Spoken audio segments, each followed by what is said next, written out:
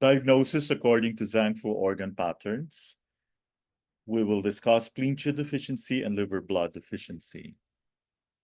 These two patterns frequently occur together, and spleen Qi deficiency will often be the underlying cause of liver blood deficiency. It can therefore sometimes be appropriate to regard them as a common pattern. Spleen Qi deficiency often arises from the excessive consumption of cooling, damp-producing, or difficult-to-digest foods such as dairy products, raw vegetables, wheat products, sugar, sweets, and so on. Eating too much at a time or eating too little will weaken spleen Qi. Worrying or speculating excessively, as well as studying and thinking too much, will burden the spleen. Spleen Qi deficiency will result in a poor production of Ku Qi. Ku Qi is the post-heaven root of blood.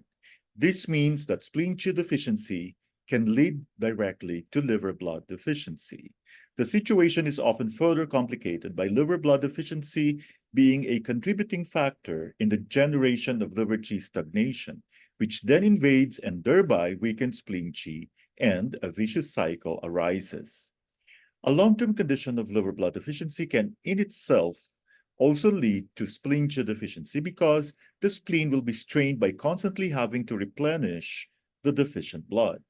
Apart from spleen Qi deficiency, bleeding and a diet that does not contain sufficient blood-nourishing foods can also be root causes of liver blood deficiency.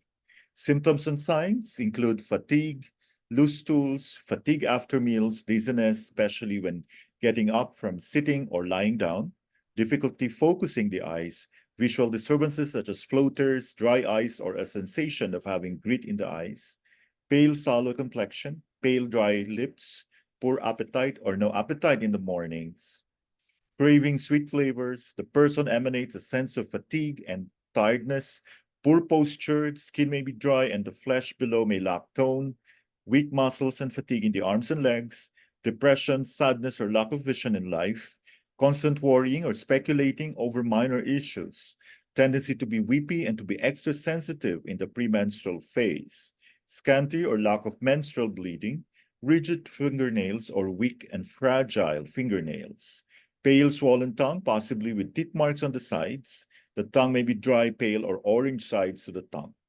Fine, weak, or choppy pulse, especially in both guan positions. Key symptoms: fatigue, loose stools, pale complexion, dizziness, scanty menstruation, pale tongue. Treatment principle: tonify spleen Qi and nourish liver blood.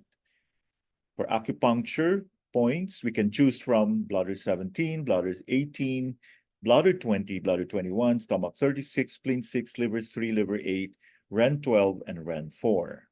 Needle technique is tonifying. Moxa can be used on all the points and should be used on bladder 17. Bladder 17 nourishes blood in general. Liver 3, liver 8, spleen 6, and bladder 18 nourish liver blood. Spleen 6, stomach 36, REN 12, bladder 20, and bladder 21 tonify spleen Qi. REN 4 tonifies yuan Qi and thereby increases production of blood. A person who is spleen Qi deficient and liver blood deficient should eat a nutritious diet that includes a large proportion of green leaf vegetables, beetroot, black beans, kidney beans, red meat, liver, bone marrow, and other products that are rich in blood. The food should be well prepared and eaten hot.